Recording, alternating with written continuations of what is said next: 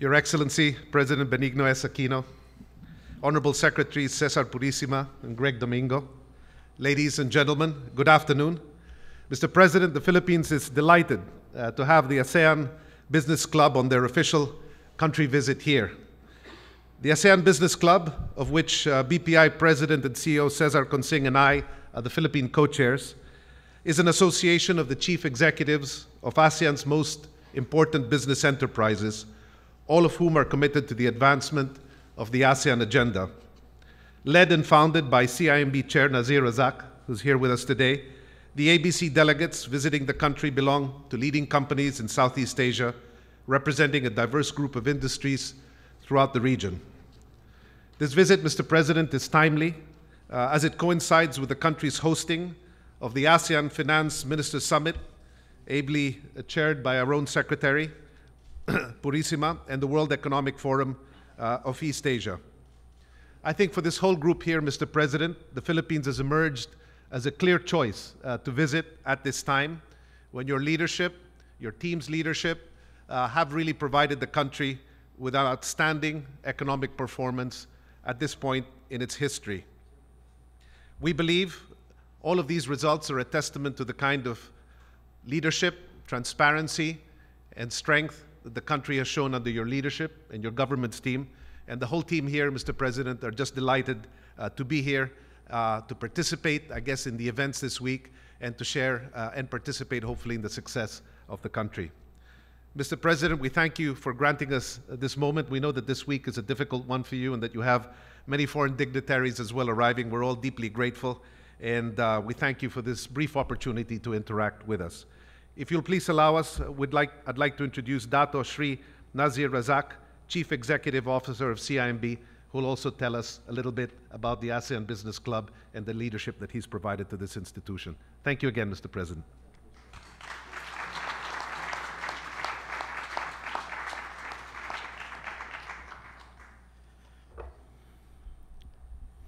Mr. President, Honorable Secretaries, ladies and gentlemen, please allow me, on behalf of the ASEAN Business Club, to thank you, sir, for kindly welcoming us to your beautiful palace today and sparing some time in what is an incredibly hectic schedule, we can tell. The ABC was set up some 4 years ago by 10 of us, 2 from 5 key ASEAN countries. We have since grown our membership. We are a gathering of ASEAN's largest businesses. We make no apologies for being large businesses. We think that till then, the large ASEAN companies were not so engaged in the process of ASEAN economic integration. We think we have much to contribute to support the ASEAN economic community, to give our perspectives, as many of us are already operating across the region. I think all of us are ASEAN multinational companies. And just to share with you, sir, we have some concerns about the time frame that we have towards the AEC 2015. It's only a year and a little bit, and there is much to do. And I'd like to say that we, as a business community, are ready and willing to help. Many of our members are here today. We have 45 of us, 32 from Malaysia, Indonesia, Vietnam, Cambodia, and Thailand, and the rest from Philippines. I know you recognize some of our members, and I'd just like to mention that,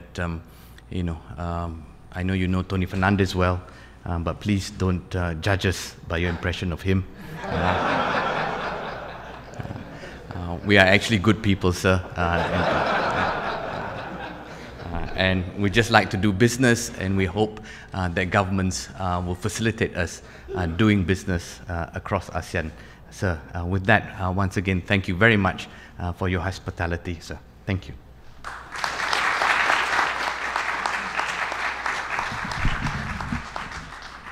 May we call on Secretary Cesar V. Purisima to introduce the President. Ladies and gentlemen, the President of the Republic of the Philippines, His Excellency Benigno S. Aquino III.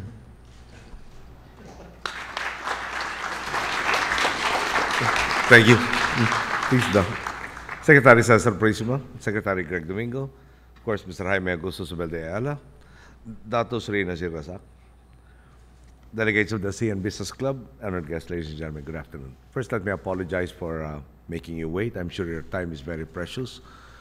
I was undergoing an interview by a publication that has paid scant attention to us, and I was maximizing the time, lest there not be a second opportunity. Okay. In our increasingly globalized milieu, the dynamics that apply to heads of state and government also apply to other leaders, including CEOs, presidents, and directors like yourselves.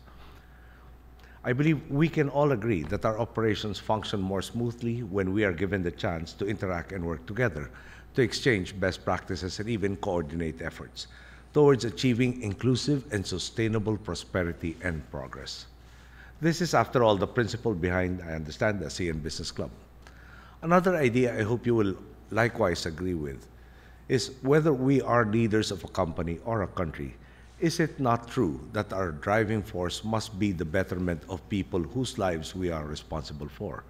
As captains of industry, are you not concerned about your employees, your consumer base, and the communities who play host to your facilities?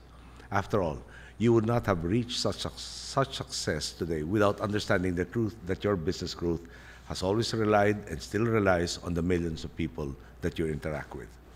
These are the very same truths that have ignited the resurgence of our country. Whenever my administration is lauded for the progress our country has made, we are always quick to remind the world the transformation of the Philippines is a collective achievement, built on the shoulders of a people prepared to undertake the difficult task of reform together. It began back in 2010 when our countrymen took a stand against corruption and impunity and gave us the mandate for change, a mandate we would fulfill by eradicating corruption and fostering inclusive, equitable growth. My administration has been doing precisely this for almost 4 years now. Whether it is cutting down red tape to allow businesses to set up shop more easily, or plugging leaks and instituting reforms in our budgeting process, whether it is making massive investments in our people through skills training and education, health and social services, or enhancing the state of national infrastructure, every single step government has taken has been for the welfare of the Filipino people.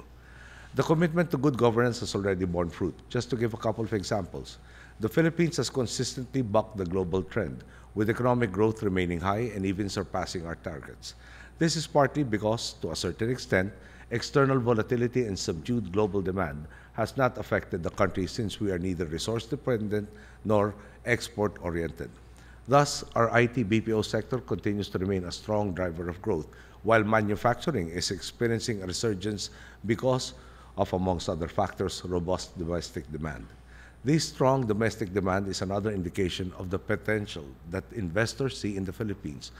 On top of our administration's commitment to good governance, strong macroeconomic fundamentals, and the credit rating upgrades we have received from all three major credit rating agencies, placing us at investment grade or higher. No longer are we the sick man in Asia. We are now Asia's bright spot, a viable destination for investments and tourists. Our countrymen have also seen the benefits of good governance in their lives. In turn, their support continues to empower us in pursuing further reform. For instance, Filipinos reaffirmed the mandate they gave us when they elected into our Senate a majority of the candidates I recommended to them, 9 out of the 12 and the 9 in the top 10 of our senators, who will help to ensure that the transformation of the Philippines continues beyond this administration. It is likewise because the Filipino people's solid backing that we were able to pass politically complex legislation that had languished in Congress for far so long. It is because of them that a just and lasting peace in the southernmost part of our country is finally within our grasp, fostering greater stability across the entire archipelago. Together, we Filipinos are spurring a virtuous cycle of empowerment and growth, whereas more people are empowered to take hold of opportunities opening up in society, the engines of growth then shift constantly towards higher and higher gears. This is the context in which your visit occurs. A government fully committed to service a revitalized economy and a people with a renewed optimism and desire to take part in nation building now and in the future, towards creating opportunities for all. In this case, all includes businessmen like yourselves, and I encourage you to make the most of your time here, whether in your attendance at the World Economic Forum on East Asia or in meetings amongst yourselves. This is the time to expand your connections and forge stronger relationships with your Filipino counterparts. The success story of the Philippines thus far is proof positive that, with the desire to uplift our fellow men and the dedication to work alongside each other, we can reach greater heights. May I invite you then to consider joining us, working with us even more in harnessing the opportunities and potentials in our country today. With the Philippines on an economic upswing and the integration of Asean on the horizon, we are poised on the edge of even more meaningful progress that we can realize today in this visit, and in what I trust will be many more visits to come. Once again, welcome to the Philippines. And before I bid you a good day, may I just say that responding to the comments made earlier, when we started out, we really felt that there were so many problems that made me remember one of my father's favorite songs, which was The Impossible Dream. Everything that had to be done seemed to be so much impossible. That was when we started. Today, when we are confronted with problems, we tend to see the opportunities that those problems present before us. So with that in mind, may I encourage you to think about that thought. Good day to each and everyone.